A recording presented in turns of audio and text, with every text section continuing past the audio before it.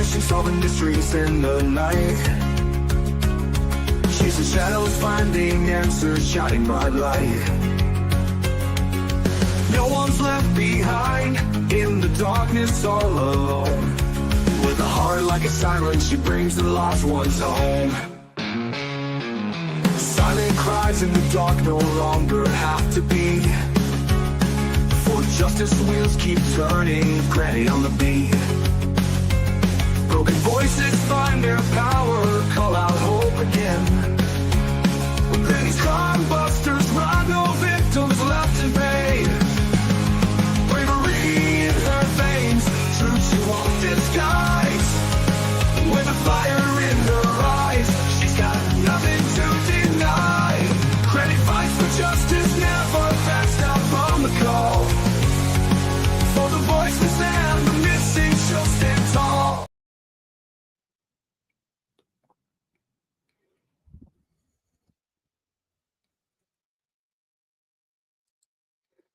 Hello, everybody.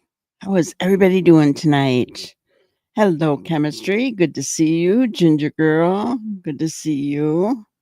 Everyone else who is in the bushes back there, hello and welcome in.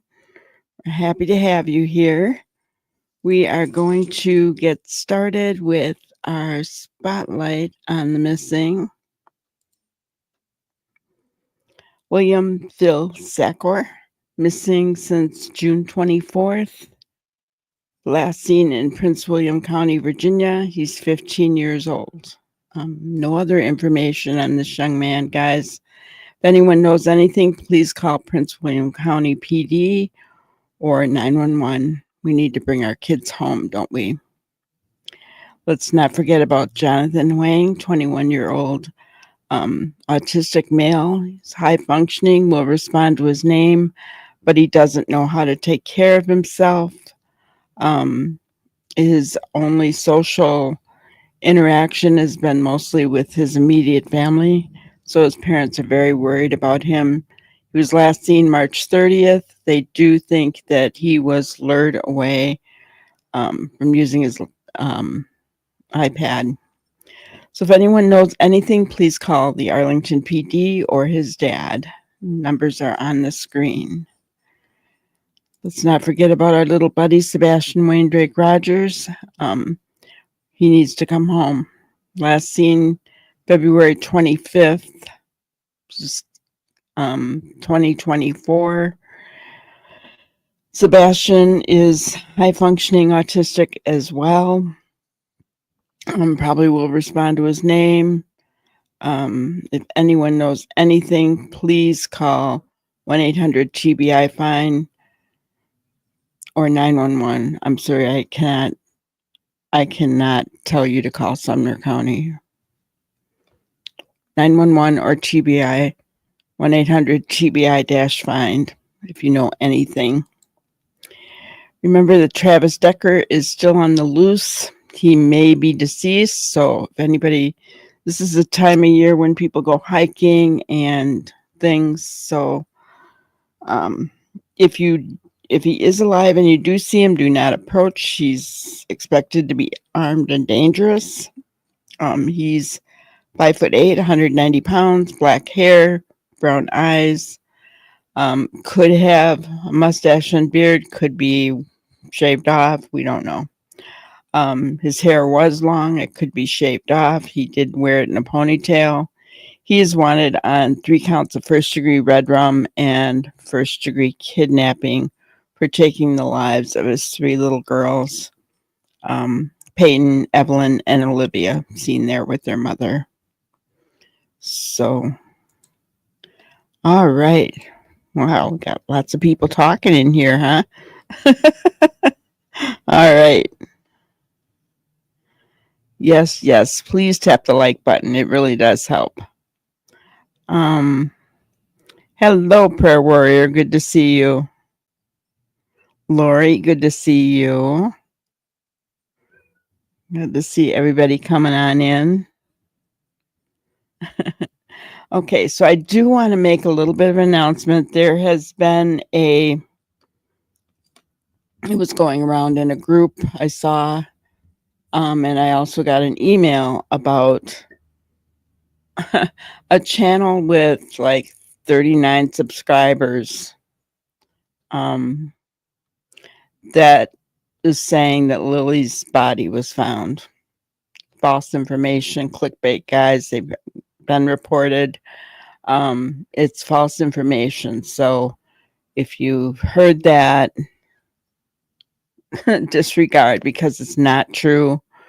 This, obviously we wouldn't hear it from a channel with 39 subscribers, guys. Honestly, I mean, we're going to hear it from RCMP. When, the first thing that I do when somebody asks me something like that is I Google it. It's going to come up on Google from a news source before anything else, right? Next thing I do is I go to, like, I went to the news channel for Nova Scotia to see if there was anything there. Nothing there, you know. So, yeah. YouTube kicked you out. Ah, doggone YouTube.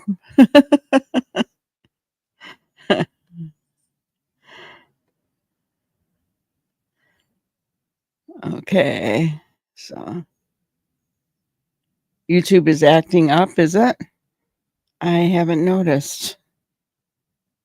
I've been on it all day, but I haven't really noticed what's going on with it. So, today we are going to watch a different person who does statement analysis, and they're doing it on Mr. Bewitched. And I thought that was kind of a different thing to do, right? Are we being bewitched? And yeah, this case is just getting so weird, guys. So weird. I don't like it. I don't like that there's so much going on. But it is what it is, I guess. Giving you grief on your phone, but not your laptop. See, I'm on my laptop. I don't like looking at the phone. I think it's just too small. I don't know why. Now, I will watch things on my iPad, but my phone, unless I'm like at the doctor's office and I'm just looking through something, that's different. But other than that, I don't really like looking at my phone. I like to be able to see what I'm doing. And I like to have a bunch of different tabs up and all that other fun stuff. But anyway, let's go and listen to Practical Linguistics. All credit goes to, and the link for whatever videos that I do share are always in the description for my video. Always, always. So if I don't say credit to you can always find it in the link for my description. Hello, Callie. Good to see you. YouTube prayer warrior. Yeah, is it just something I don't know. I don't like it. And I am nearsighted, so it's not like I can see it, but I don't know. I just like it being bigger. You're using your phone. You need glasses to see it. So maybe YouTube on the phone is acting up. I don't know. All right. So let's go ahead and listen. Today, I'd like to look at another sample of speech given by Darren Geddes, also known as Durward O'Grady. Today's sample comes from a phone-in that Darren made to the It's a Criming Shame channel the other day. I think it's a couple of days old now. I listened to it at the time and I transcribed the whole thing, and it is hundreds of words long. So it is far too long to analyze in any great detail. So instead, what I've done is I've taken a key moment from that phone in, and it's a very small sample that I'm going to analyze. One problem that we've got with Darren is that he goes off on tangents all the time, and it is a little bit like trying to unscramble an egg. And even when you do manage to unscramble the egg a little bit, you find that what he is saying is sometimes somewhat illogical. So make of it what you will. But I do think that I like that reference. It's like trying to unscramble an egg. Hello, Brenda Joe. I hope you're feeling better today, hon. So I like that reference. So trying to unscramble an egg, and then even then it's somewhat illogical. um, he does things a little bit different, as you can see. He kind of breaks it down into the English language by conjunction, participant, right? So yeah, right, Callie, it is accurate. Oh goodness. Let's continue on. today's sample is interesting because it talks a little bit, or I should say Darren talks a little bit about Janie, Daniel's mother, and it tells us perhaps something about Darren's motive for continually speaking out, and it is not a good one. He also perhaps highlights Daniel's role as being something other than what he wishes us to believe. So let's have a look at what Darren says. Now, you can see that I've got color coding here, and the yellow ones are the principal clauses. And as a general rule, we can read the principal clauses if we want to unscramble an egg and get the main idea. So let's do that first. Out of all the Mackenzie people, I would rather tangle with all of them at the same time rather than Janie. She is one good, tough woman. I had to go out. The last time I went out to talk to Daniel, here's what I had to ask him. Why were you telling everybody that you were searching through the woods, right? I did believe that. There is the point I am at here. So the only thing that we really need to do is to bring this extension, the green ones are extensions, to bring this extension in. And that is how Daniel responded to the question. Daniel responds by saying, I still love Malaya, and was trying to cover for her lie. Okay, we only need to bring that extension in, and we've got the main point. Everything else is extra. But the devil is in the detail. So let's look at what Darren says in his extra information. He says, out of all the Mackenzie people, that I assume is Janie's maiden name, and there is some tough boys in there, I would rather tangle with all of them at the same time rather than Janie. I love this word, tangle. All of them at the same time rather than Janie. Okay, he uses this word tough a couple of times. That's important to him. He's dealing with tough people. Interesting, isn't it? Because if you look at Daniel on his own, you wouldn't describe him as tough, perhaps. He does come from a clan of tough boys headed up by Janie, and Darren says he would rather tangle with those tough boys than Janie, which tells you something about Janie, and perhaps more importantly, it tells you something about the tenor of the relationship that Darren has with Janie. Look at Okay, and for those of you who don't know, Janie is Daniel's mother. So sounds like she's a tough cookie. Using the word tough again. So that's who he's talking about here. So let's continue. Look at what he says. Because if Janie turns on you, and if you betray her, she'll blow a hole through you so fast that it is unreal. Now, that's very interesting, isn't it? We've got this idea of turning on someone and betraying. They kind of mean the same thing, don't they? If she turns on you or if you turn on her, she'll blow a hole through you. Now, this, correct me if I'm wrong, but this is not a metaphor. It's not a metaphor that I've ever heard of anyway.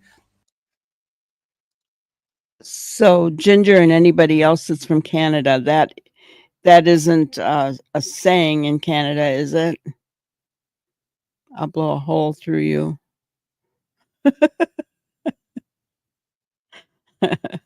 I'm just, and that's kind of what he's thinking too. He's thinking, no, I don't, that's not like a phrase that people say, right? Or a metaphor. And yes, Lori, Darren is obsessed with her. I don't know if he likes her or what, but this guy here is actually strange wording. It is. Does it mean that she won't hesitate to shoot you?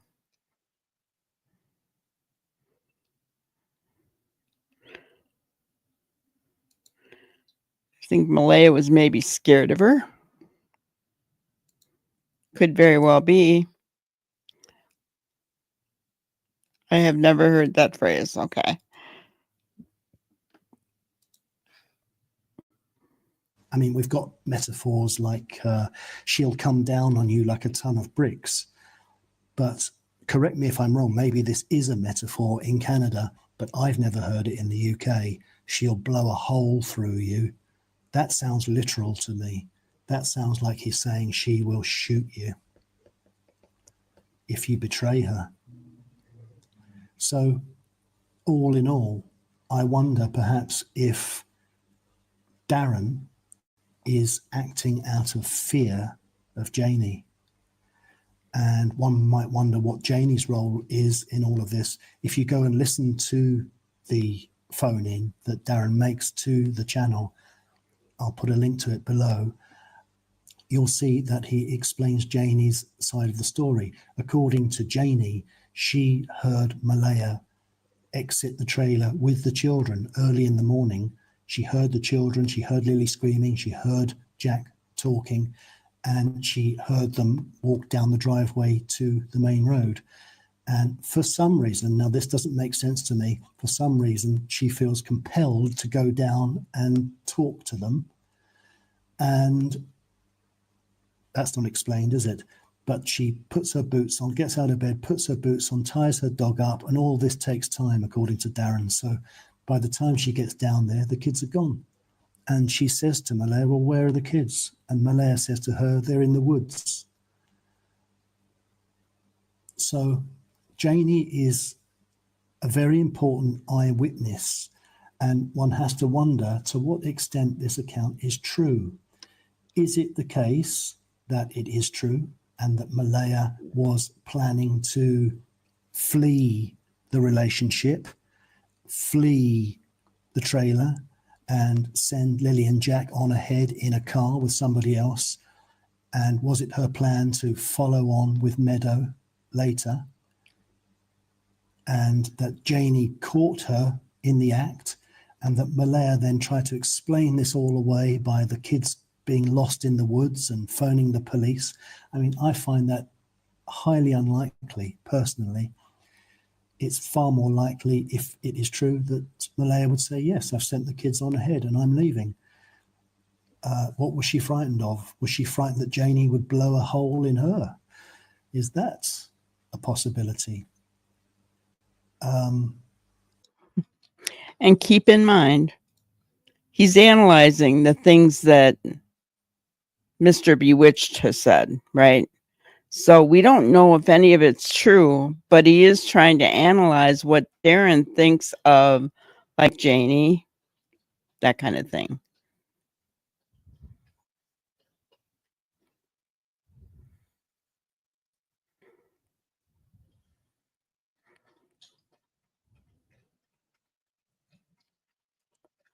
I just heard some hearsay that Janie refused to let the RCMP search both trailers. I found it interesting that Janie forced them to get warrants.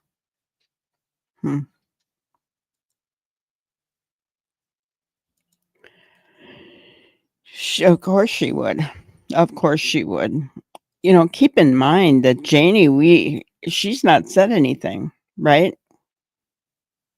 The only thing that we really know of Janie is what Darren has said now, but also that Janie is the one that threw Malaya and her family off the property.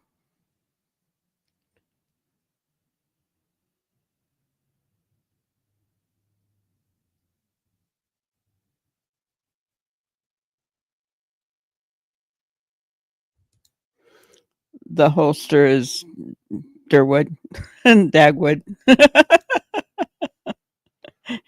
You weren't talking about the guy. You were talking about Durwood. Yes.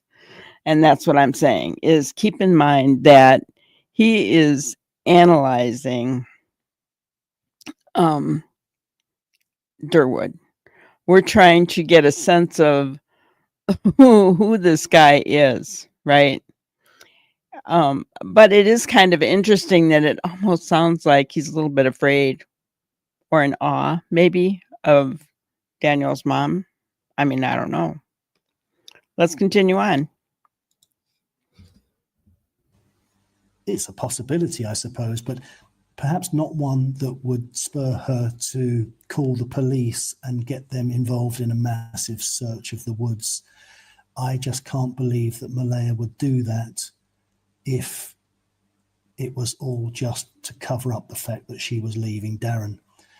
I think when the police arrived, she would say, look, I'm frightened Yeah, of he Janie. means She's got Daniel. a gun. She might shoot me. I'm just trying to leave. So my question is, to what extent can we believe Janie's account of what happened? And is she using Darren as a kind of useful idiot to go out there and to propagate this story on her behalf?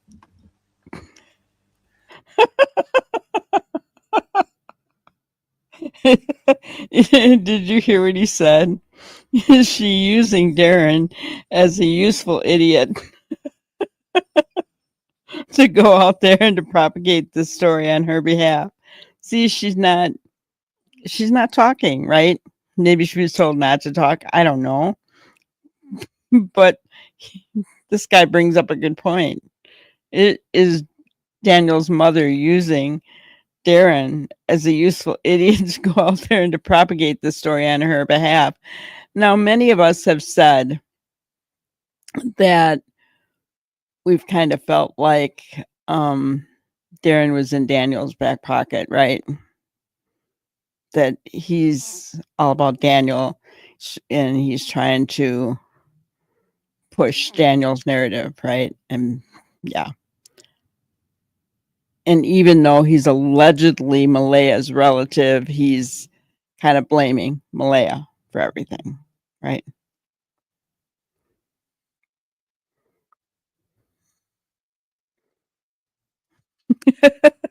You caught that right away too, Lori.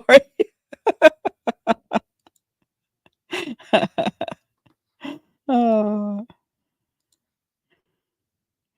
Okay, he goes on. She is one good, tough woman. Got that word tough again there. He does regard this family as tough. He's frightened of them. He doesn't want to betray them. He's frightened of these people. And they have sold him a story. And I'll show you in a minute. He doesn't even believe it, but he's frightened of them. So he is. His being frightened of them kind of makes sense if you think about how he was speaking the other night, even on the Criming Shame, and he was, I'm not gonna answer all those extra questions. I'm not gonna go there. I'm not gonna, and he was getting all upset and all, has he gotten himself into a position with this family that now he's scared? I'm just saying that's a possibility, right? when I saw this, I was like, wow, this is really be a good follow up to what we did yesterday, because exactly we know he's kind of off his rocker, right? I mean, we know that he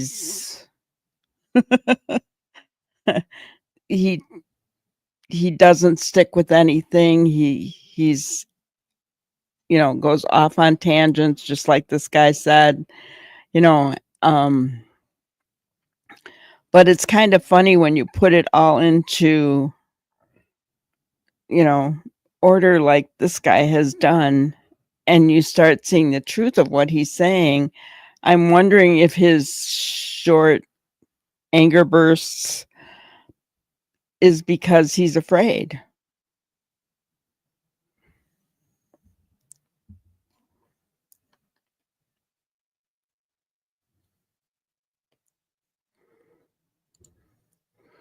I asked Darren in a question last night, is he a spokesperson for Daniel's family, and a few other questions. He totally ignored my questions. Yeah, he rambles on. Yeah. Yeah, he doesn't answer questions at all. I bet Darren won't go walking alone in those woods.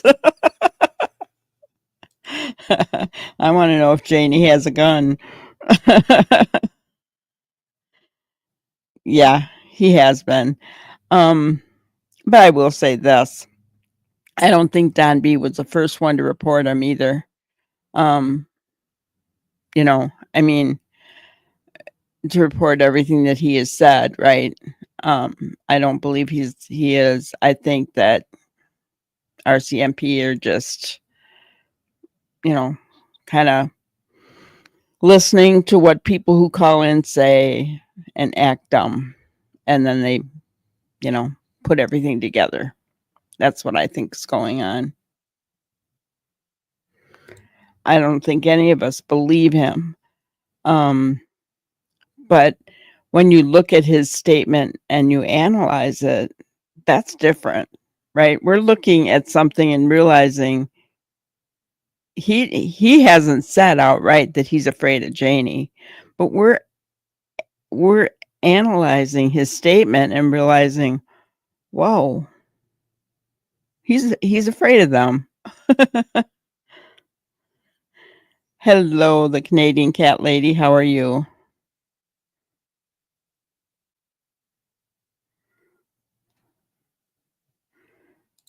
Yes, I believe she is, or Daniel is using Darren to propagate. Yes, yeah.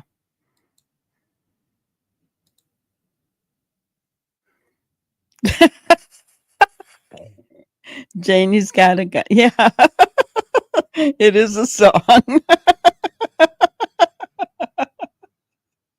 Oh my gosh.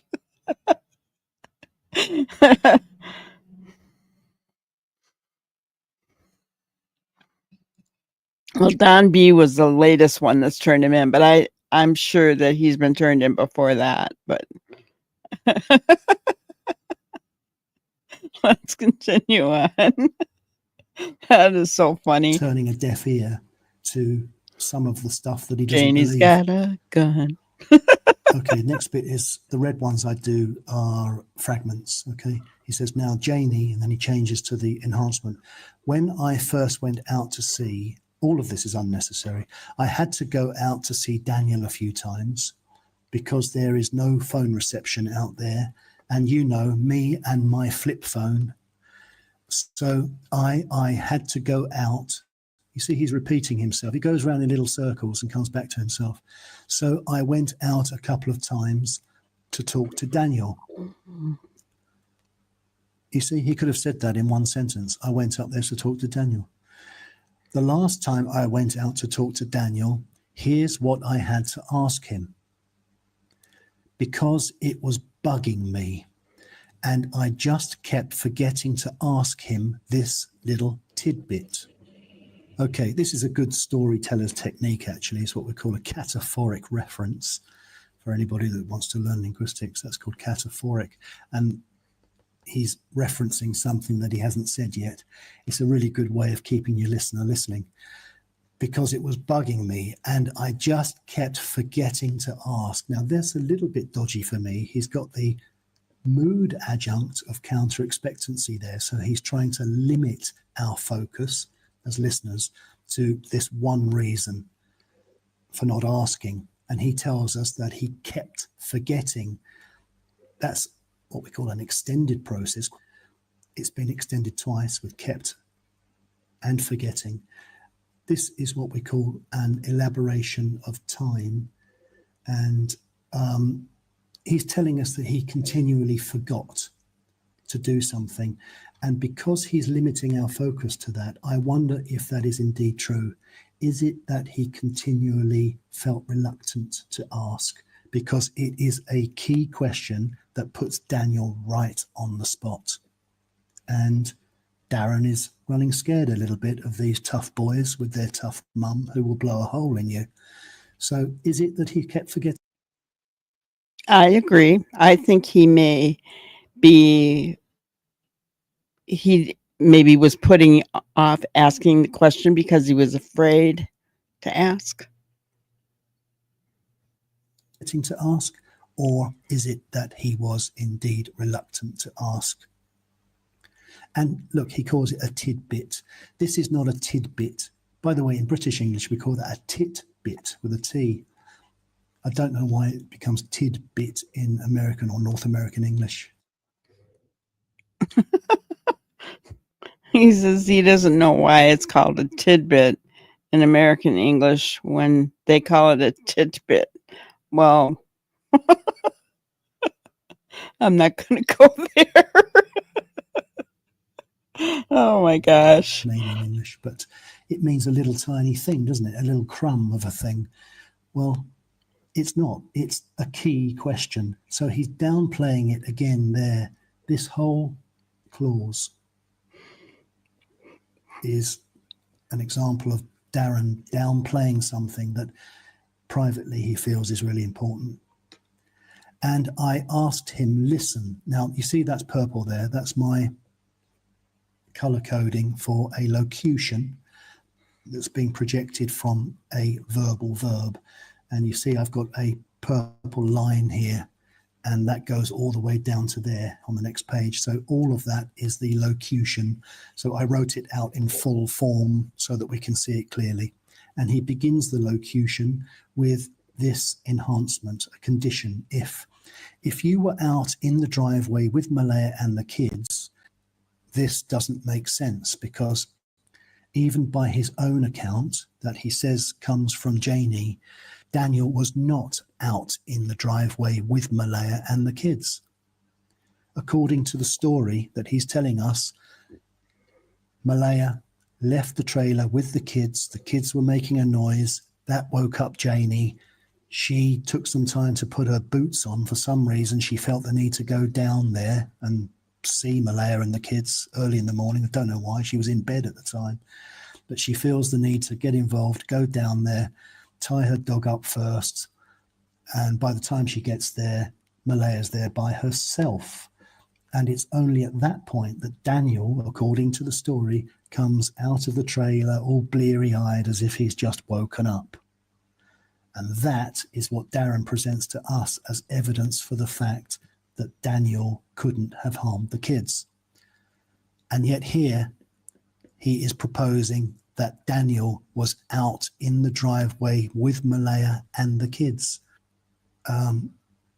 It's confusing, isn't it? However, let's get on and look at some of the other conditions that Darren presents to Daniel in his question. And you knew, so he's saying, and if you knew that the kids never went in the woods, and if you knew that Malaya had shuffled them off, meaning packed them off in a car. Now, here's the question.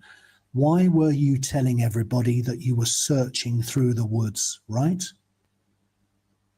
Key question, good question, because as we know, right from the get-go, Daniel was searching through the woods, running through the woods, shouting until his throat became sore, running through water up to his waist, feeling frustrated that he couldn't go back in the woods when the police told him not to contaminate any areas that they hadn't searched yet, etc. He was giving the impression that he was dead keen on searching the woods. So if he knew that Malaya had packed the kids off in a car, why did he do that? And his answer, I think, is really, really illuminating, if we can believe it. Now, he says, and he said, I still love Malaya, and was trying to cover for her lie. So he's saying here, I knew she was lying, but I went on this phony search through the woods to cover for the fact that she was trying to leave me with the kids. Cover for her lie, right? Whatever. Timbits are donut holes. Okay, that makes sense to me, but titbits? I'm sorry. Hello, Sandra, and thank you. Yes, everybody, please hit the thumbs up. That really helps the channel, guys.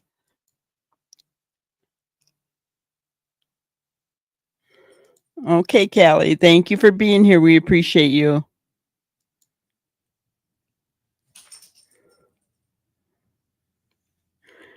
Aw.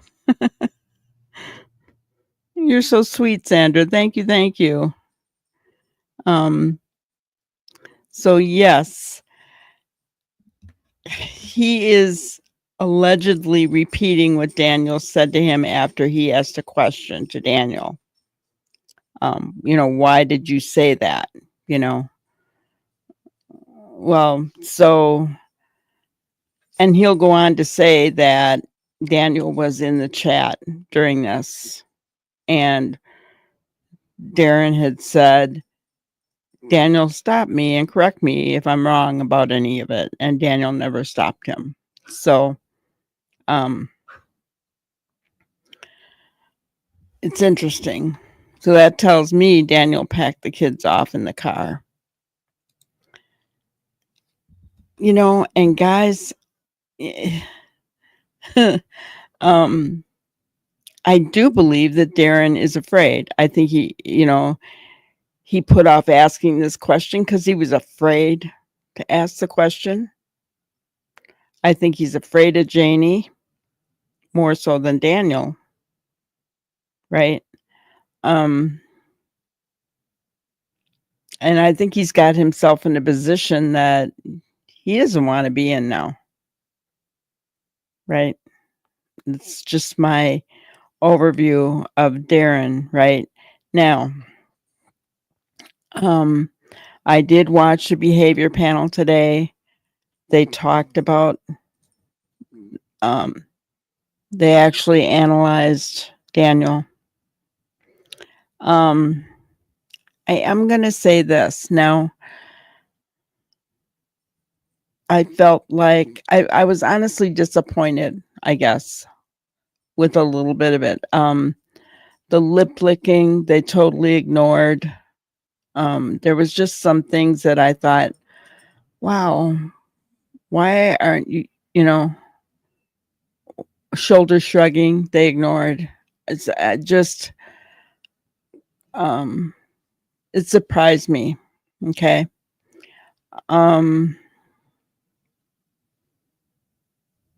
They did say that they felt that Daniel is autistic. I don't know. I just was very disappointed in that, and it's not something that I'm going to show on the channel. Just because I found it very strange. Very strange. Sometimes, and we hear this all the time, like statement analysis do not like behavior analysis, and behavior analysis do not like statement analysis. But I think you can work together, you know, and I think that's what they try to do, like in law enforcement, is they try to work together. You know, you take bits and pieces from both, right? Um, but I was really disappointed in the fact that they ignored the lip licking. They discussed it, but they didn't think it was anything. Whereas in the next video, they'll tell you that someone licking their lips is lying, right? So it's just really weird.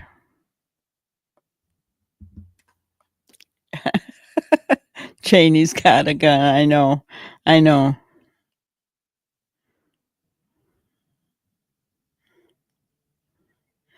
Does anyone think that maybe Daniel and Malaya could have shipped the kids? Yeah, I think it's a possibility. And what did you feel about that? You didn't agree with them. Gotcha. I saw it down here.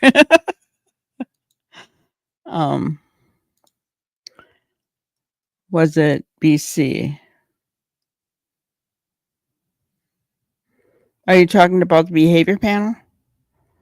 It was a behavior panel video with the 4 guys: Greg, Hartley, Chase, Scott. I'm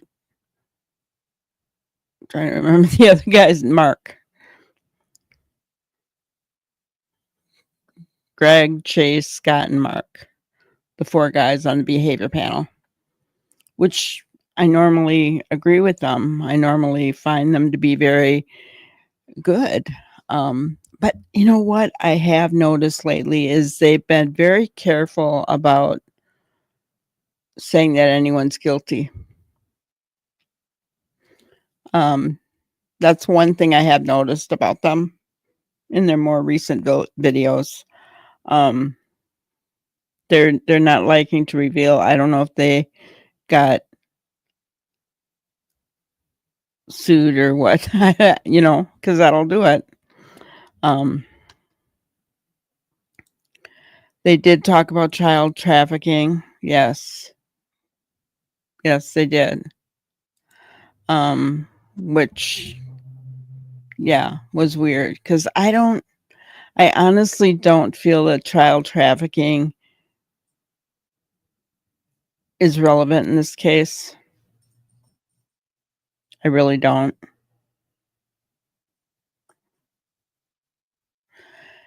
Yeah, Lori, exactly. I got the impression their minds were already made up and one tends to follow the other opinions. Yeah. Yeah. That's kind of where I came from as well. I was like, what are you know, you guys are following each other. And for a minute there, I thought Chase was gonna say, you know, that there was something weird going on, you know, and then he backtracked it.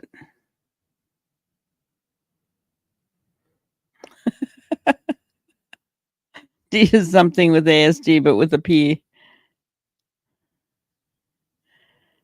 Yeah. Yeah, exactly. Ginger, I found them not willing to lay guilt at their door. That you gave up on the behavior panel after the Summer Wells case. Gotcha. I really feel like they're not wanting to lay blame or guilt. That's the vibe I'm getting from them. That's kind of why I've stuck with statement analysis, right? But let's continue on.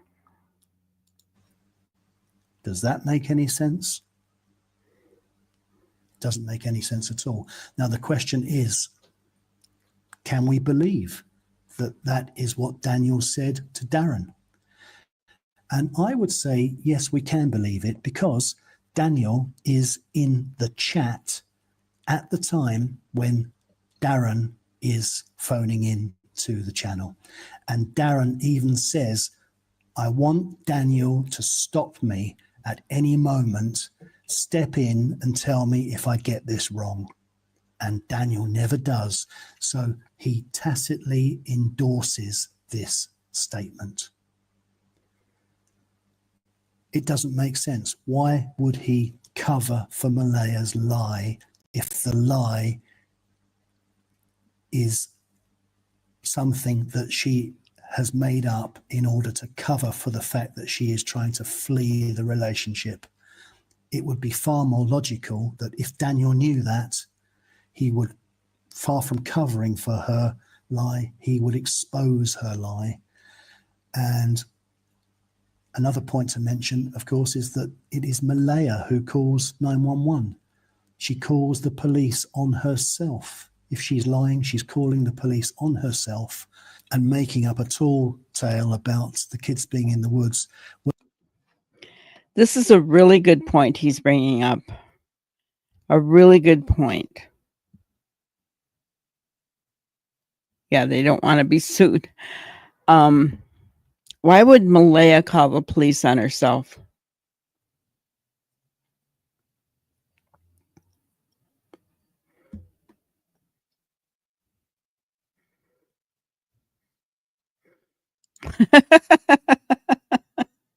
John, Paul, George, and Ringo.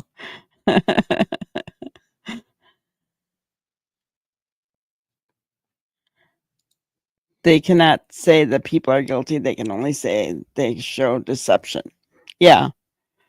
But they're not even really doing that, right?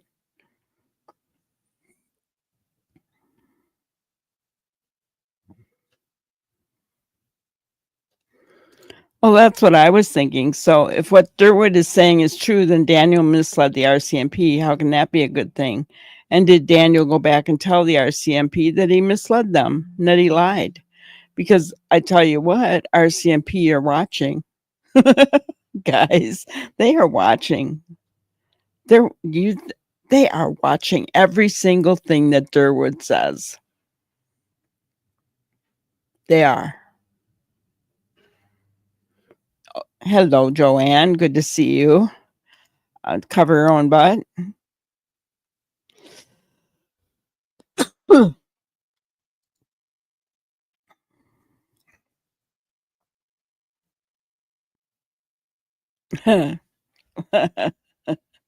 When he said a psychological operation, I thought I cracked it. Then he dropped me like a lead balloon.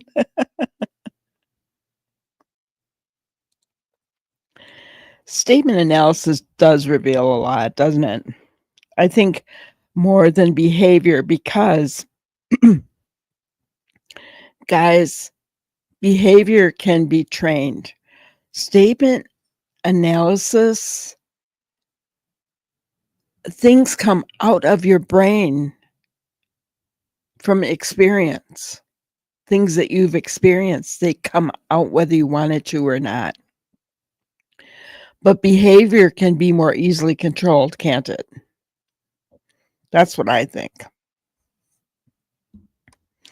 It's hard to lie, right? It's hard to lie.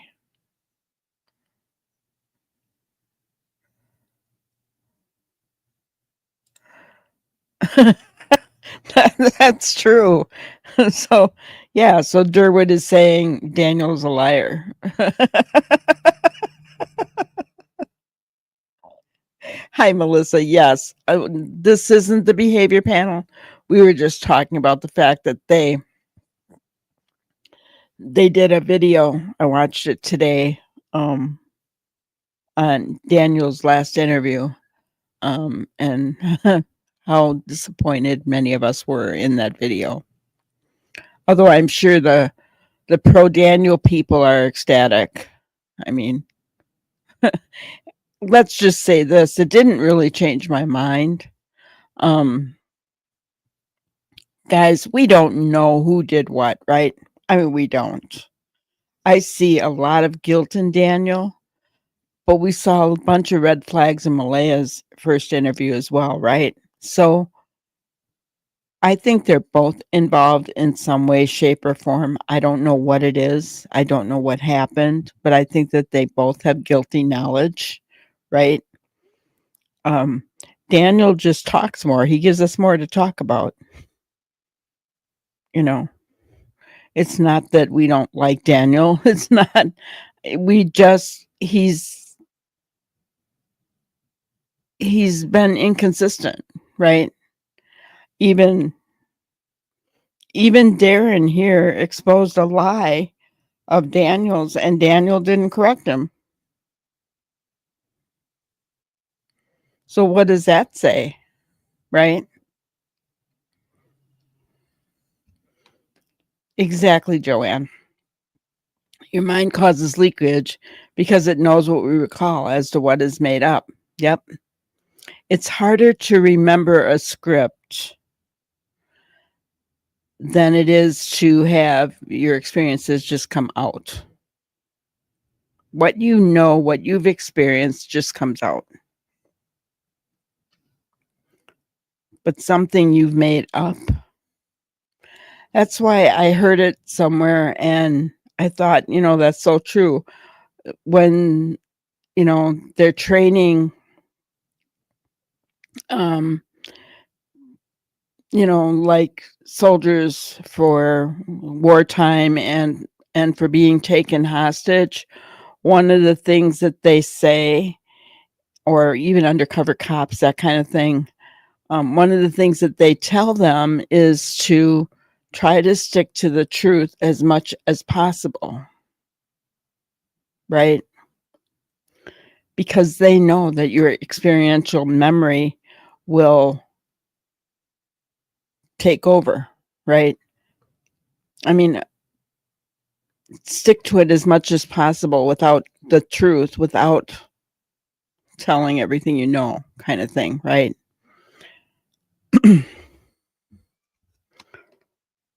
Yes. I have been suspicious with the mom and the brother from the beginning as well, Ginger. I don't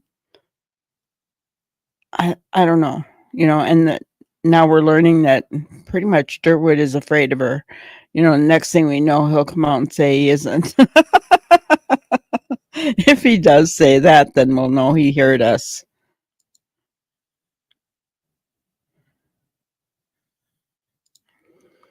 I think they're both involved, but Malaya can't hide her part in it as good as Daniel. Or reality hit her quicker. Yeah. Right? Exactly, JDR. You know what you know. Right? All right, let's continue on. Where if she's frightened of Jane, maybe she's frightened of Janie, maybe she's frightened of Daniel. If that's the case, all she needs to do when the police turn up is say, look, I'm trying to leave this man. I'm trying to flee. I've sent my kids on ahead and I'm frightened that they will try and stop me. So that's why I've called you. That's all she needs to do. She doesn't need to say the kids are in the woods to the police. I agree. I agree 100%. If that was the case, if she was afraid of Janie and Daniel, that's what she could have told them. And isn't there something else about a safe something or other in Canada? Guys, help me with that. I forget the name of it. Some kind of safe. I don't know what to call it. But, if she couldn't get away, that would be the next best thing that she could have done. Yeah. That would have been the next best thing that she could have done. If she couldn't get away to go file for that safe program or whatever it is, that's the next best safe house. I thought it was like some kind of a program or something in Canada that she could have. Nobody knows.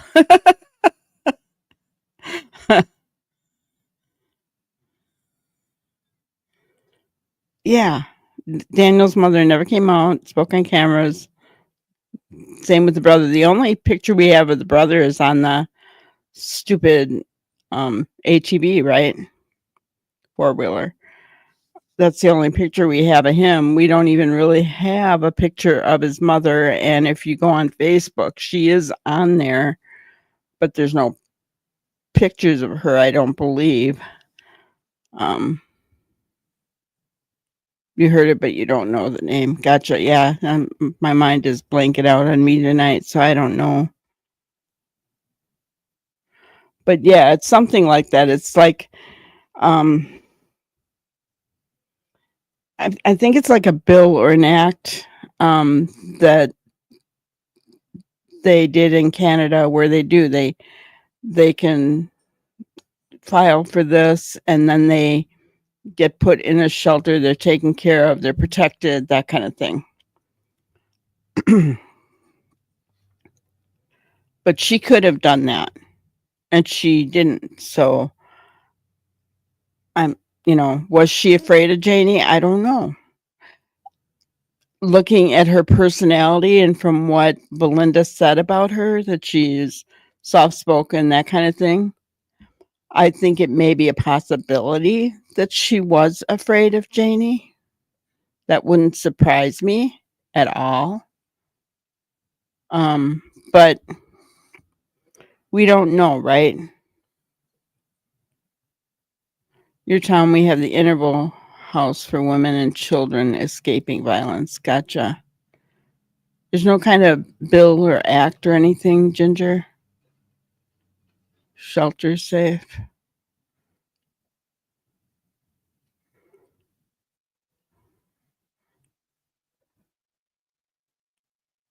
Yeah.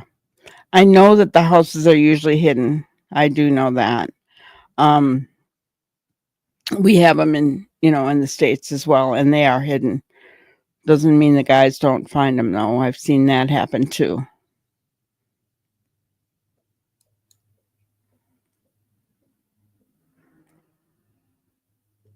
Yeah. Or he would be arrested. Yeah, you have to really know your rights and know what those are about, for sure. All right, let's continue on. For me, this brings Daniel back as a suspect in the involvement of the disappearance of the children. They both had a story which doesn't make sense. They got up and heard the room was quiet and all that funny business that doesn't make any sense. So it would have taken them time to concoct that. They couldn't have just concocted that story on the driveway before the police got there. They concocted that story before the police were even called. It occurred to me, where does Daniel get this from, this idea that I love Malaya and was trying to cover for her lie? I wonder if that's something that Daniel has picked up online. And it's even something that I wondered at the time. I put that out as a theory. I thought, is it the fact that Malaya has done an Andrea Yates and that Daniel has covered for her? Could that be an explanation? But that doesn't work in this instance. This does not work if it's not an Andrea Yates situation. If this is just a woman leaving her partner and fleeing with the kids, that's a completely different situation. That would not be a situation that Daniel would logically feel obligated to lend any support to. So I wonder if he has picked this up online in relation to perhaps Malaya doing an Andrea Yates, and he has tried to apply it to a different situation where it doesn't work. I wouldn't doubt if he did pick it up online. We know he's watching, right?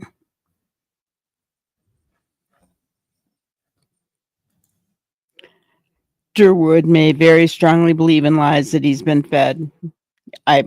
I think he has. You wouldn't send your two children ahead, not even his, and not just all leave at once. Lily and Jack aren't even his. Yeah. Claire's Law is about seeking information about intimate partner violence, according to the RCMP. Gotcha. Claire's Law came from a woman who died in Scotland. Gotcha.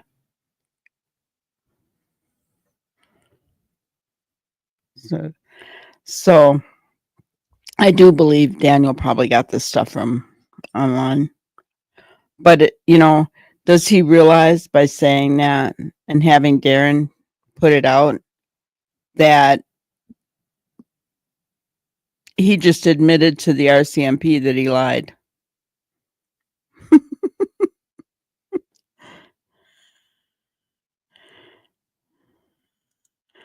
We also have restraining orders, protection orders, and witness protection programs. Yes. All right. Now look what Darren says. Darren says, and I believed it. So whether it was right or wrong, I did believe that. He knows it wasn't right. Why would he put this enhancement in, whether it was right or wrong? And what he means by right or wrong is true or false, truth or lie. I did believe that. Did is a finite operator that tells us that Darren is contradicting something. And I wonder if he is in fact contradicting his true belief that Daniel was lying to him. So that's all right. That's all right. It's okay if Daniel's lying. That's what he's saying. It's okay if Daniel's lying to me. That's okay. There's the point I'm at there. So he's saying that's where I'm at. I'm just deciding that I'm going to turn a deaf ear to all of that. He knows that he's being lied to. In my opinion, he knows that he's being lied to by these tough people that he's frightened of. And it's easier for him if he gets a little niggle about something. What was the word he used? A bug. That's right. It was bugging me. If something bugs him about what they're telling him, it's better for him to just turn a deaf ear to that and not to be seen to be betraying the clan. Otherwise, they might turn on him. And ooh, that's pretty good, guys. That is really good. He's turning a deaf ear. He's doing what they want him to do. Oh, wow. Now, and then his little short bursts of anger and his talking in circles. That all makes sense to me now. That all makes sense for me now. Like Nightbot's out of control, huh?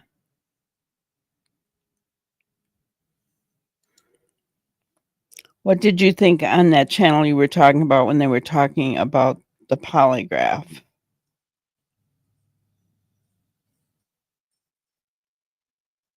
I'm not sure.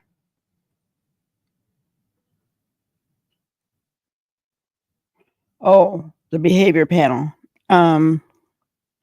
Let me think for a minute. Oh, because they said it was Chase, I believe, that said he owned several polygraph machines, right? And that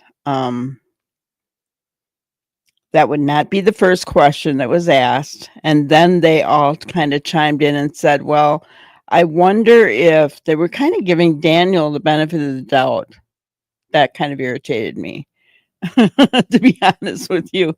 But they all chimed in and said, I wonder if, they said, we're going to do some baseline questions. And then when they got done with the baseline questions, maybe they said, well, let's get started. And that's why Daniel took it as that was the very first question that they asked.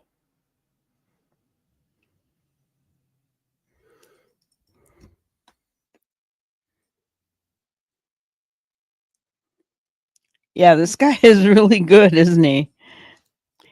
It is only Daniel's word that he passed the polygraph. I agree.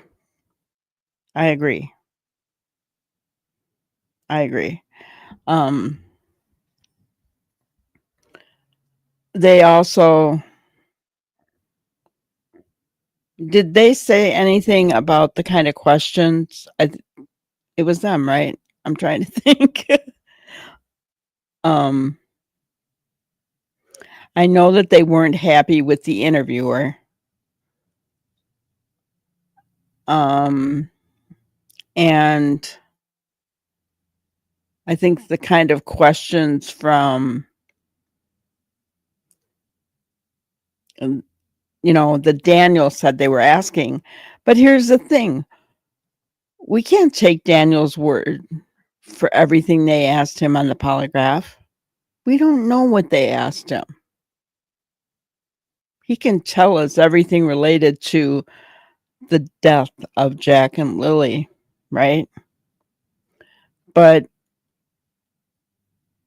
that doesn't mean that's true. I mean, look at Daniel. Just let Darren tell us that Daniel lied. He's proven himself to be a liar.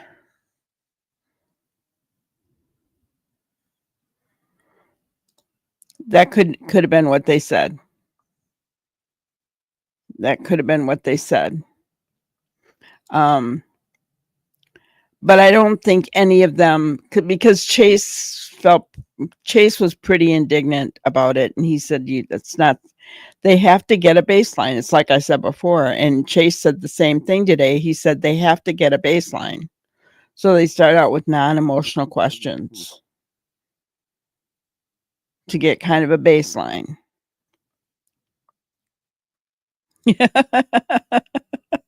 Yeah.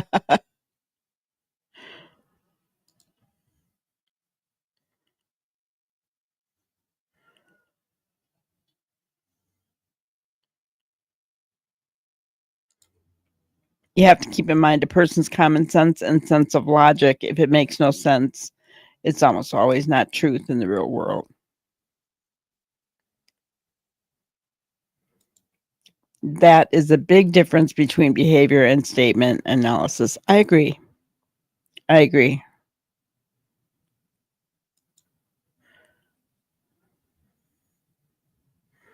No, and they won't.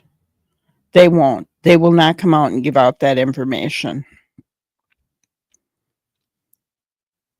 I don't think I've ever heard in any case where law enforcement has ever said anyone passed.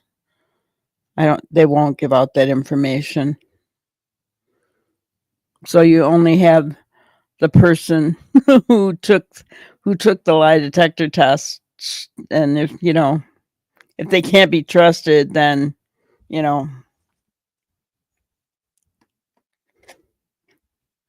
oh, blow a hole through you. I know. Never heard it before. Yeah, I have never heard that one either.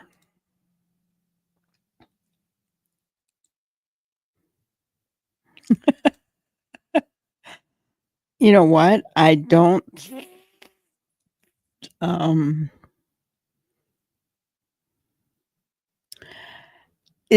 from what I'm seeing here, we know that Darren talks in circles a lot. He doesn't answer a lot of the questions.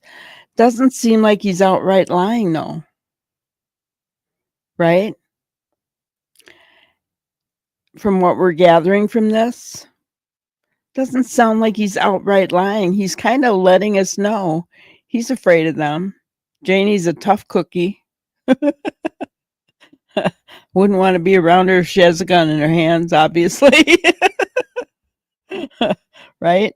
And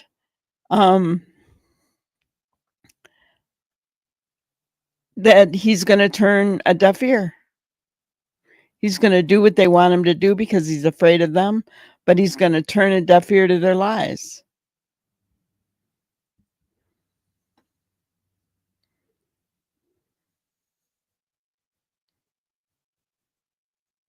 Yeah.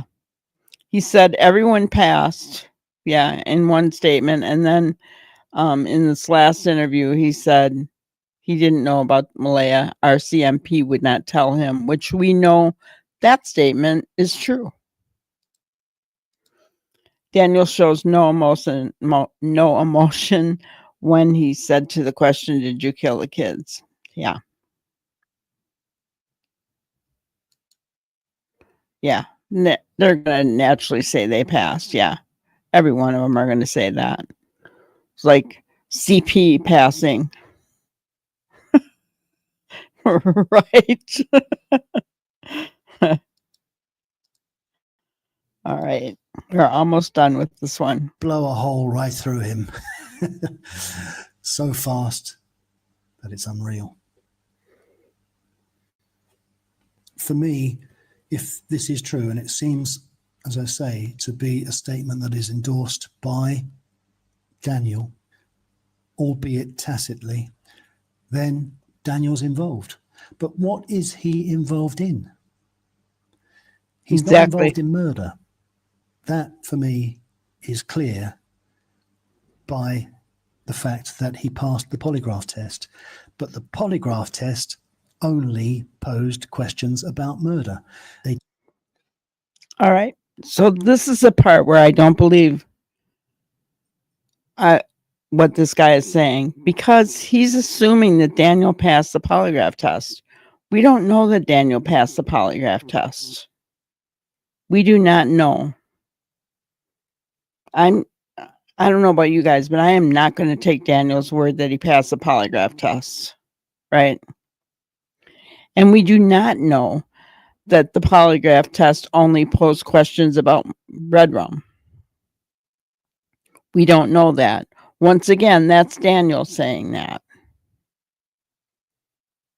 I sure wish LE would come out and say at least that the questions asked in the polygraph were not just about red rum. They were about missing children and did anyone take them? Do you think they're abducted? Did you have anything to do with their abduction? Right? Excuse me.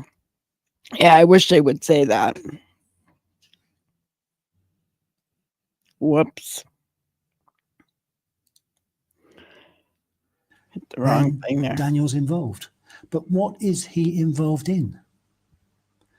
He's not involved in murder.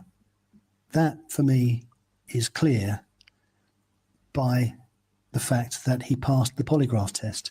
But the polygraph test only posed questions about murder. They didn't ask him any questions about whether he disposed of the children in some other way, i.e. by selling them on, or, as somebody brought up in the comments last time, and this is something that I considered actually independently,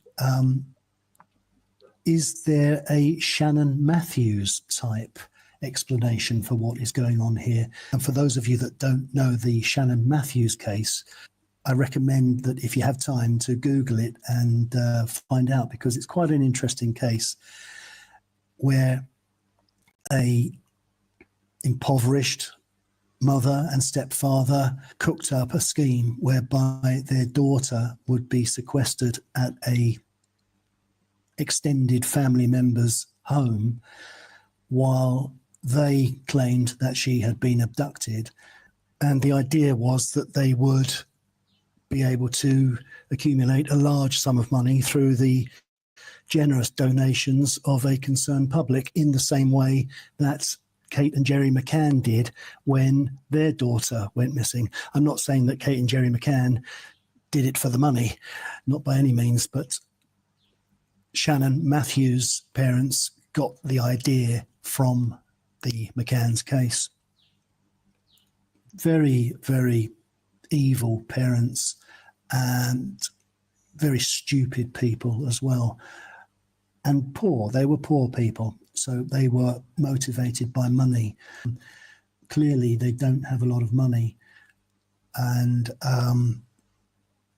is it the case that they were motivated by money? The reason why I ask is because Daniel is very keen to tell us that he offered the police his phone so that they could look at his bank details. That made me wonder, why is he doing that? Is it the case that some cash deal has happened here, something that would never show up on his banking app? Or is there some other method of payment that wouldn't show up on a banking app, maybe a crypto transfer or something like that? Has he Or have they both either sold the children permanently, or have they done a Shannon Matthews and devised some scheme whereby they can claim reward money or GoFundMe money or something of that nature? That's where my thinking is at the moment on this case. So, Okay. So, yes, the boys on the panel did say Daniel didn't seem to love Lily and Jack. But remember, they're not his kids. I don't know. I think if you were with them for a couple of years, you would learn to love them, but evidently not. That was the narcissist when the reporter asked, did Malaya do one? Then he said he's not allowed to say, but I will. She done one. Yeah. I didn't like that either. It was almost like he's trying to get back at Malaya when he said that, his tone and everything about it.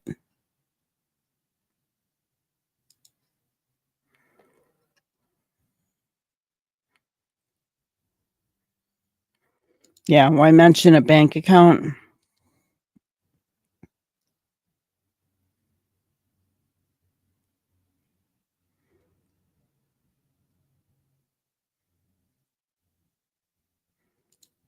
Yeah, we're not believing his potential suspect for sure, right? You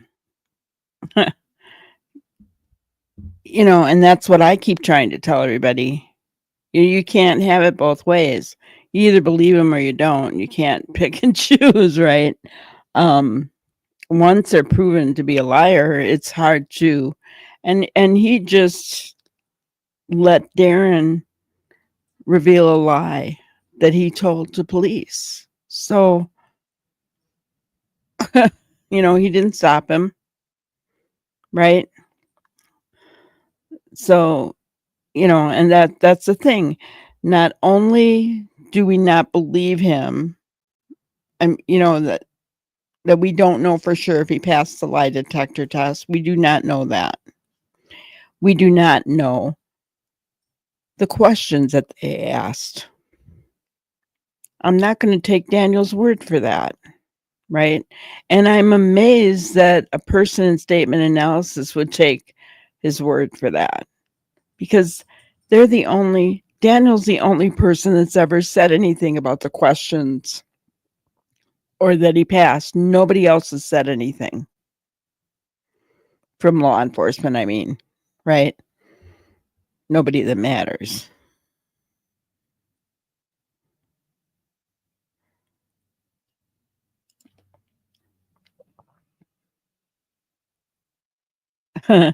They did show Chris Watts test, but I don't know.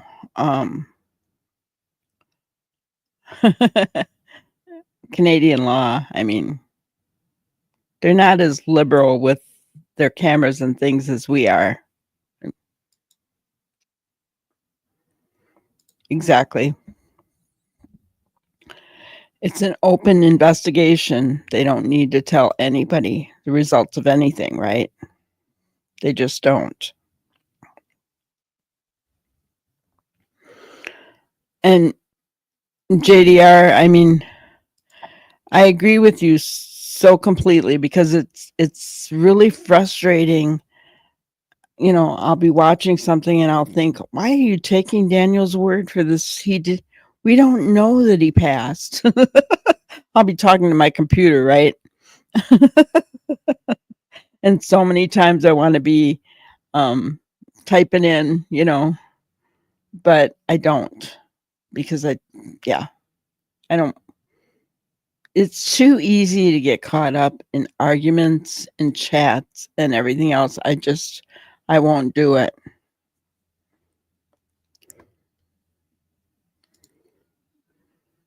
And Chris failed every question. Yeah. Under the Missing Persons Act in Nova Scotia, you have to turn over your bank account records. Did Daniel look up the Missing Persons Act before the children went missing? You know, and here's the other thing. He makes it sound like I turned my phone over. I let them look at my bank account.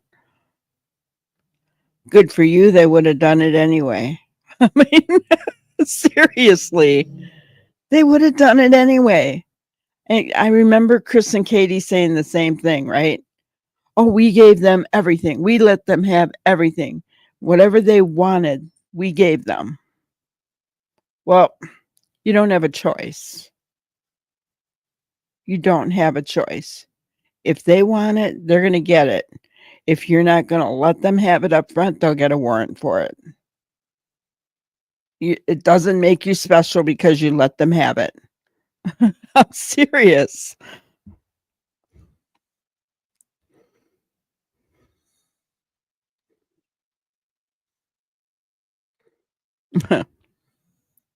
So, yeah.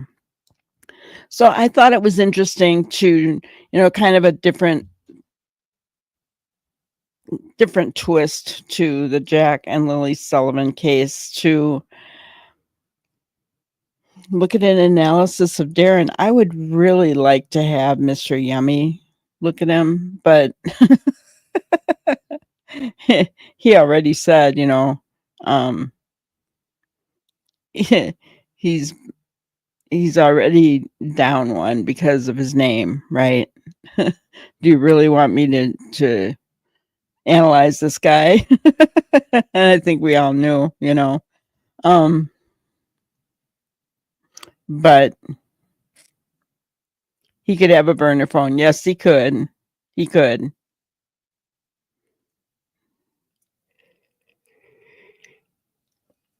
The thing is, and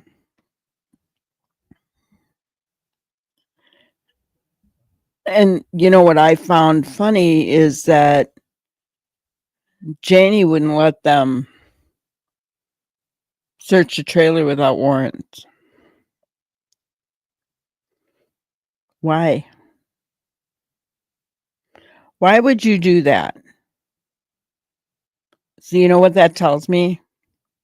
That Daniel's side of the family did not care about Lily and Jack.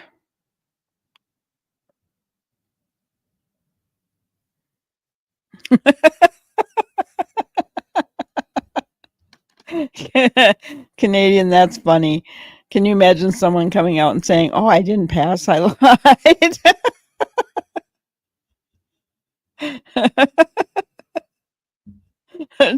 Really, I guess that's true, right? I mean, what are they going to say?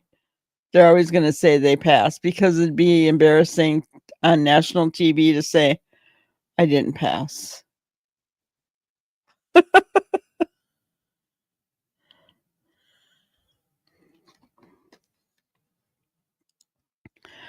A lot of channels are jumping ship for some reason. What do you mean? They're not talking about Jack and Lily anymore, or what?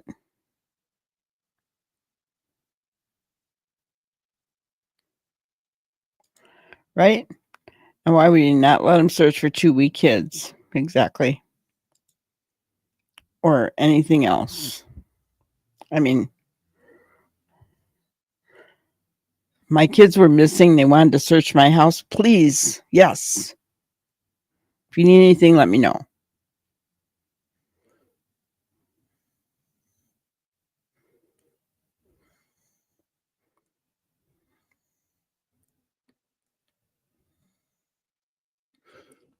Exactly, Neuro. It's complex with many involved. I know. That's really interesting, right?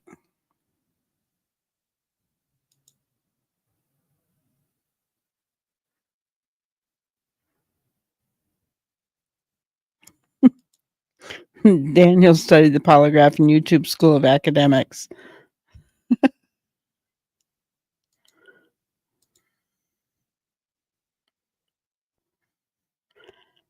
KP didn't pass her first poly. I didn't know that. And neither did Candace. Interesting. I didn't know that about Katie, though. And Candace, I didn't follow that.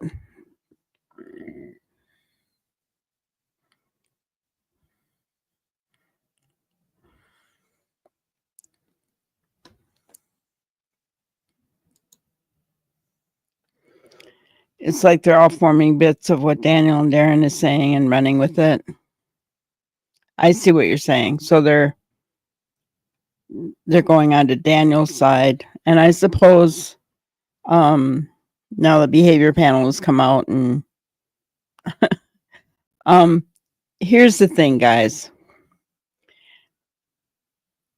So Mr. Yummy doesn't feel that Daniel committed red rum.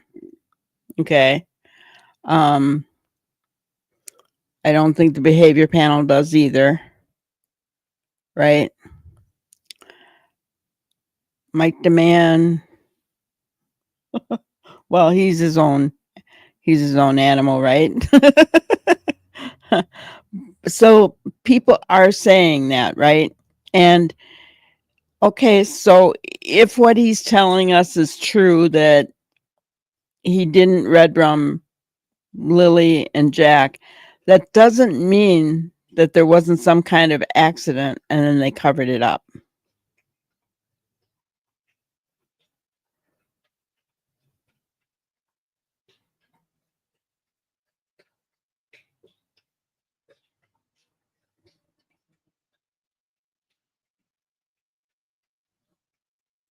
Yeah, Ginger, spill the tea. I wonder if a habitual liar can pass the test. I don't know. Here's the thing. They're known to not be 100% accurate. So, I mean, there are people who pass them that were convicted of red rum. So,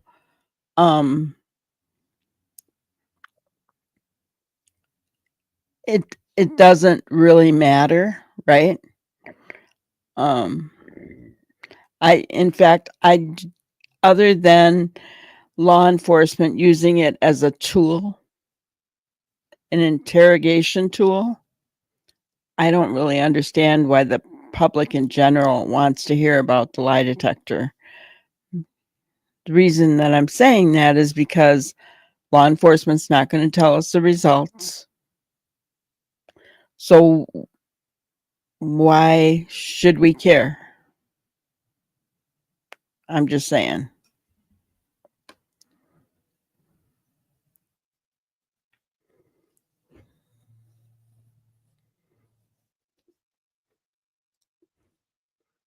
They believe they're telling the truth in known serial killers. Yes, Ted Bundy passed his. I wonder if Brian Koberger passed his. Oh, Mr. Yummy is deception detective. Our chat has dubbed him Mr. Yummy because they think he's very, very cute.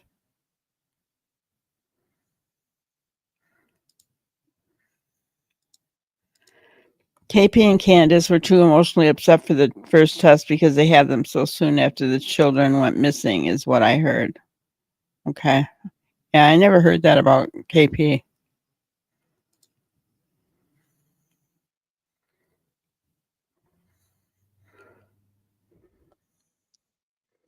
Exactly. You did fine, you know.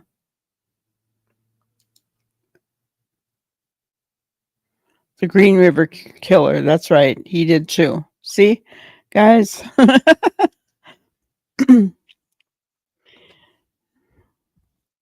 So, I mean, seriously,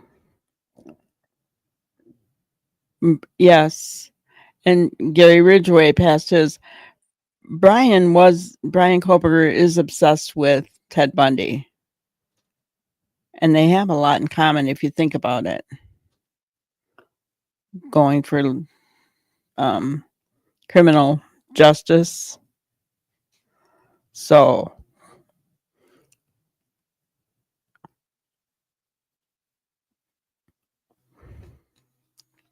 but yeah, it'd be interesting to know if Brian passed his.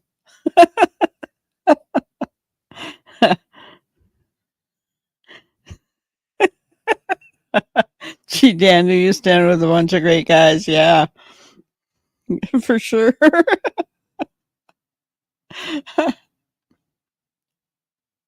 Interesting. Oh goodness. So, um, my grannyism for today. We're talking about being bewitched. There are two ways to be fooled. One is to believe what isn't true. The other is to refuse to believe what is true. Two ways to believe what isn't true and to refuse to believe what is true. Got to be careful if we don't want to be bewitched, guys. And that kind of goes along with, if you think about it, JDR said it, right? That people are taking the words of a suspect that he passed his polygraph, right?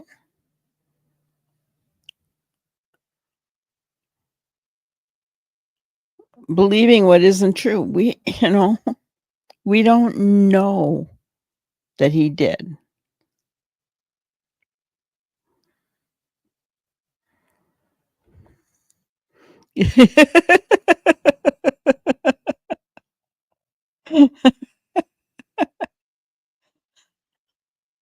Did you guys like my thumbnail today?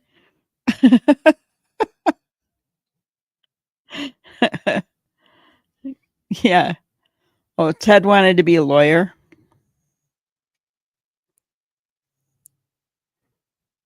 You lived on the outskirts of Seattle during the Ted Bundy. Oh gosh. I don't think I would have wanted to.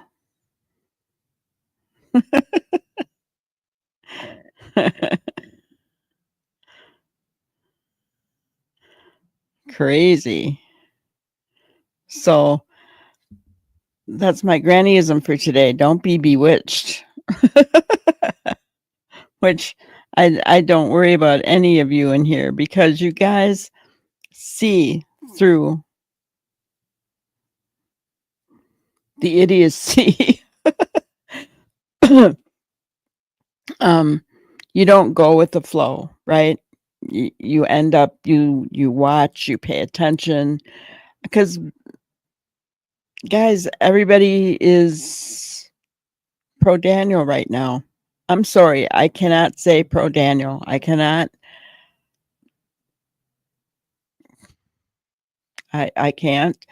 There is guilty knowledge on both him and Malaya.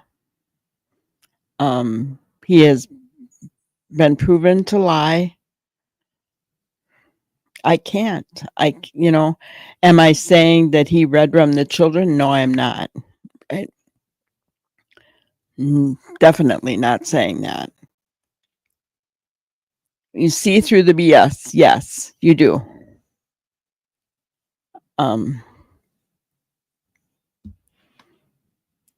The kids could have been handed over. That's another thing. But here's my thought though. It gave me chills to see Daniel say all the questions were about the death of Jack and Lilly. That just rolled right off his tongue. It honestly gave me the chills, guys. It really did. So the only thing left with that is some kind of accident. The kids got into something. That's my thought. Yeah. And I think that is exactly what we discovered in this, right? In this analysis of Durwood, I think that we have discovered that he's being used as a puppet. I think he's scared. He doesn't know how to get out of it. I think they're putting pressure on him to do this. and he's afraid to betray them.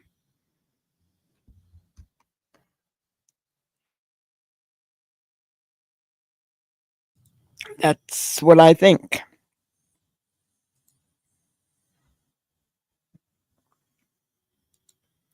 That's a good point. Why do people ignore the lack of supervision that led to this happening? And Daniel was part of that lack of supervision.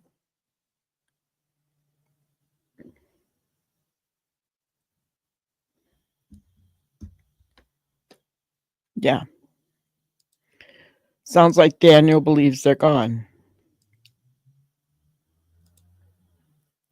The police have some evidence, must have some evidence that the children are no longer on this plane. Well, they said it from the beginning, guys. We don't know if they've really changed their minds, but that's what they said in the beginning.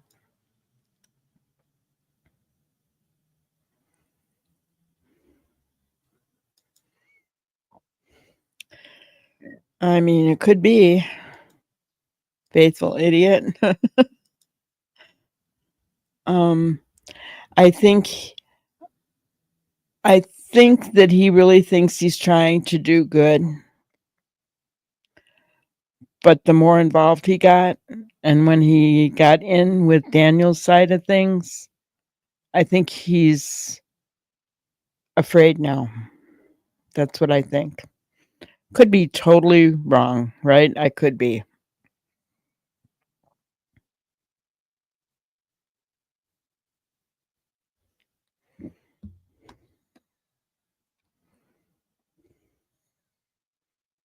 But yeah. He believes they're gone or they're playing them.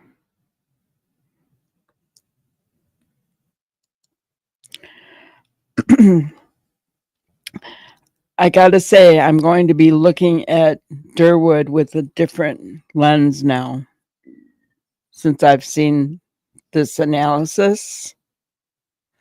Be looking at him differently.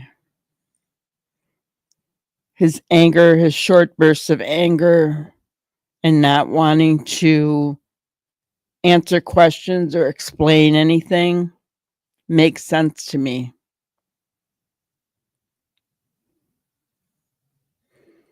But I think he really believes that the kids are alive, right? He believes, I think he really does believe that Malaya had the kids removed and wanted to get away from Daniel. And the more that he is around Janie and Daniel, the more that he believes that. That's what I think. The police could be playing him Malaya by saying the kids are dead.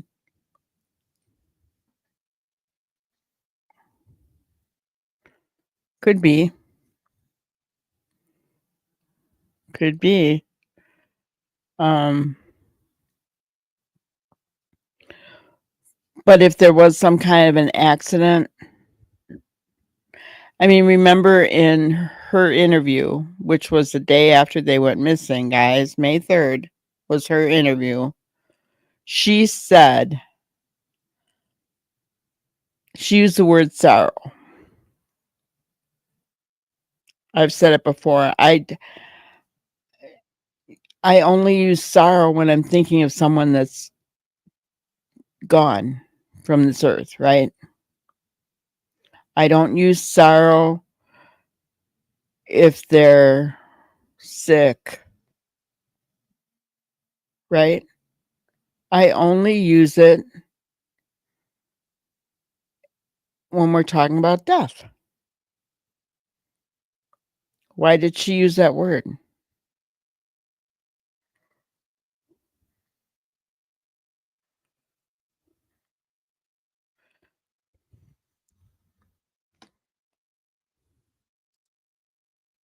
Hello, just me. There was no 6-year-old found. That was all false information.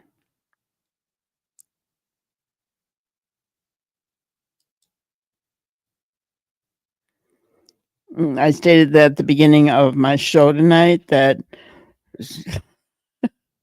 That that channel has been reported. There is no 6-year-old found in Nova Scotia. That's not Lilly. It's not true. Considering they have everyone's GPS, it could be a while before they get that phone data. And yeah, it could be erased from the phone, but they've got to get it from the cloud. It's not true, no. There was no 6-year-old found in Nova Scotia. You can Google it. There was nothing. It's it was put out by a channel that has 39 subscribers. So they're trying to get clicks and views, and it worked. They put out that Lilly was found, and it was a lie. Yeah, I don't use the word sorrow either. So, but when I think of the word, I think of it in terms of death. And she used that word.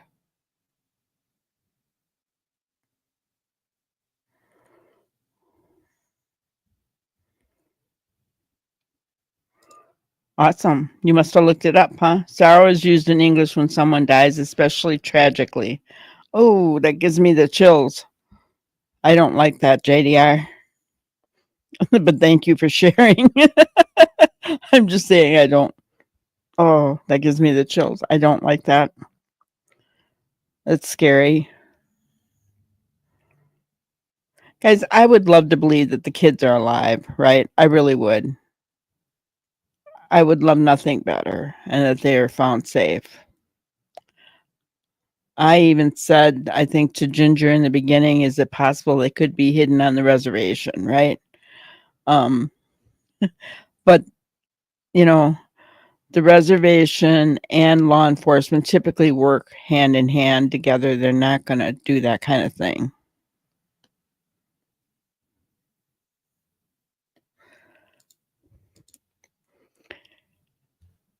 Yeah, he said from, did he say from grief to anger? I think he said from grief to anger.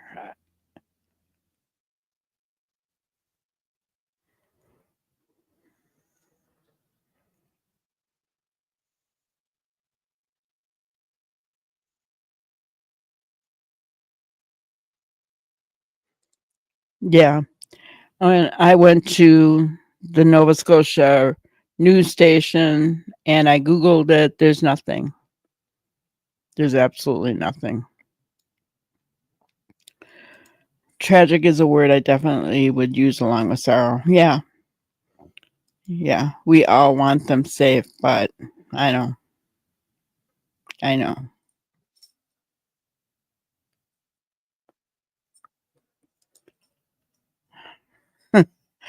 Yeah. Unfortunately, I really would. I mean, look at those two little faces, pretty little Lily's eyes, and it just breaks my heart. It really does. Really does. You know, I'm so tired of not having a good conclusion, right? Although we did just have one. Um, well, 3-year-old was found, right, in Canada.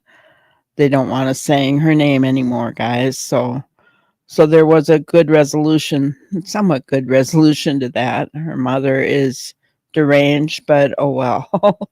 So she won't go back to live with her mother, thank goodness, right?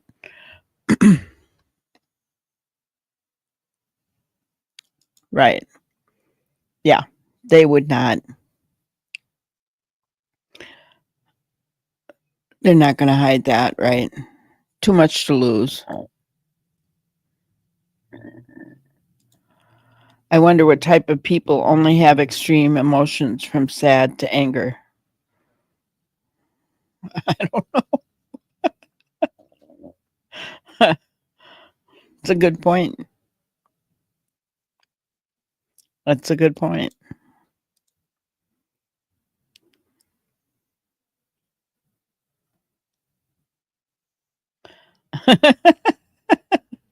That was Mark. Mark said that his wife's family is from Nova Scotia. So he was basically talking about how calm and how slow they talk, that kind of thing. I think that's what he was getting at. Um, but yeah. I mean, and I don't know if that's true, right? I don't know. I mean, we had Kenton here who was from Nova Scotia, and I've heard him speak on another channel. I don't know. I don't know, but it's interesting either way. You don't know. You don't. Yeah, you don't. Goodness. It's been almost 3 years for my dad. I think I'm still grieving for him. So, yeah, no. Sad to anger. He keeps saying that. What does that mean? Is that how he feels about Malaya? I'm sure it does. He wasn't planning on her leaving him. I will say this. I do think Daniel really loves Malaya. Is it a weird love? Is it a bad love? Is it a harmful, toxic love? Yes. That's what I think. Does he go from sadness to anger? I think so.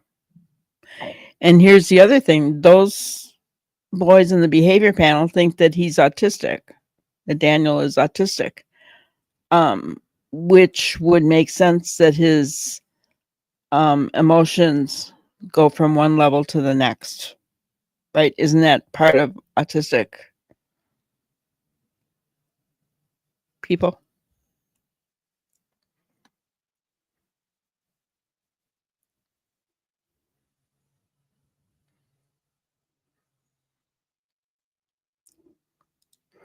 And you don't think Daniel has an ounce of grief in him?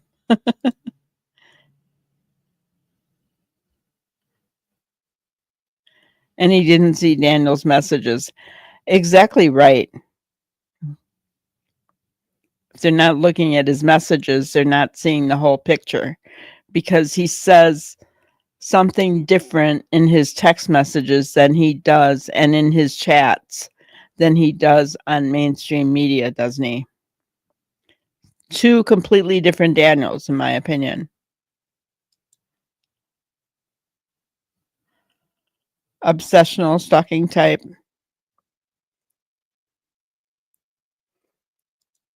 You don't think so?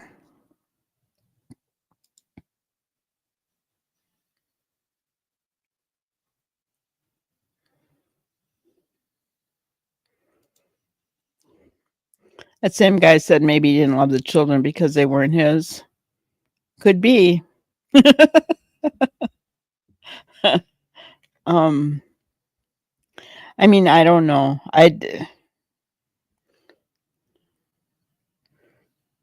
Ginger, you don't think he's autistic either? That's pretty much a consensus here. No, I don't know, because I've never been around an autistic person, so I couldn't tell you. I have nothing to judge it against, so it's not something I would even make a guess about, even, right? Because I have no reference for that. He's a qualified narcissist. I do believe that. And they do go from sadness to anger, don't they, really fast? That makes more sense, Lori.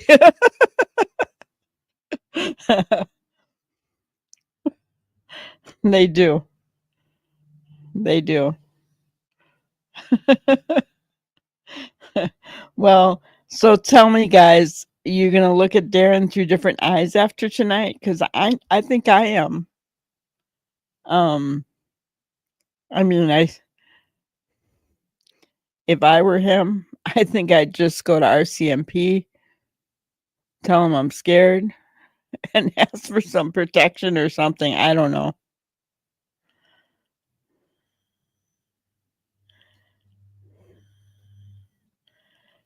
Maybe Daniel is still a child himself and can bring himself to love other children. Wouldn't it be nice if his ex-wife talked?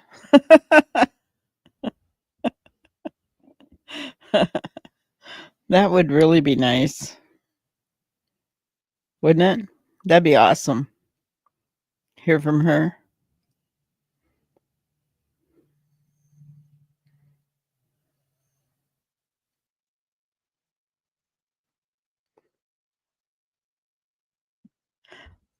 But seriously, do you guys think you'll be looking at Darren through different eyes, or you just think he's an idiot?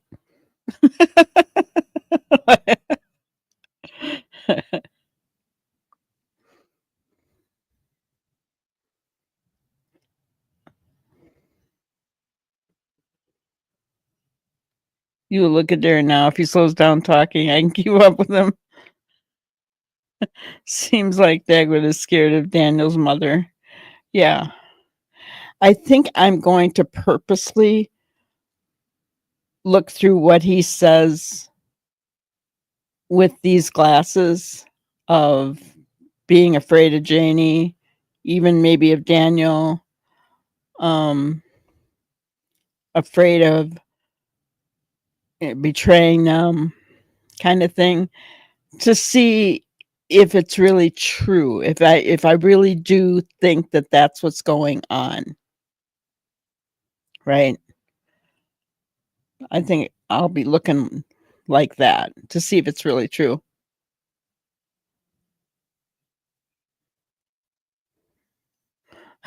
Yeah, Janie's got a gun. That's all right, because I've been it seems like, I don't know if you guys, maybe many of you knew who Bobby Sherman was back in the day, right? He just died, and they've been playing a lot of his songs on Facebook, so his songs have been going through my head. Easy come, easy go. Julie, Julie, Julie, do you love me? So, maybe now Janie's got a gun will replace Bobby Sherman in my head.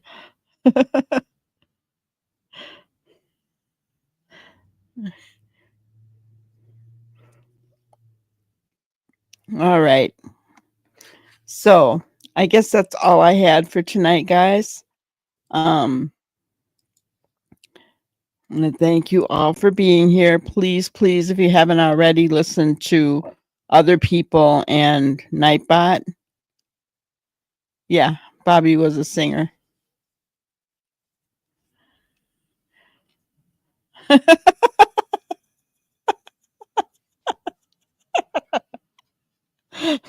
I'm sorry, Neuro. You need to look it up, because seriously, it's better than me singing it. I'm not a singer. Oh, have a good night, everybody. Please hit the like button on your way out. I hope you guys all have a wonderful night. We'll see you tomorrow. Thank you for watching another episode of Granny's Crime Busters. We really appreciate each and every one of you. Don't forget to subscribe and like and even share the content. You can follow us on any of our other social media platforms at YouTube, Twitter, Instagram, Facebook, and TikTok. We really appreciate you guys, and you can also email us at granniescrimebusters@gmail.com. Thank you so much, and we will see you on the next one. Thanks, guys.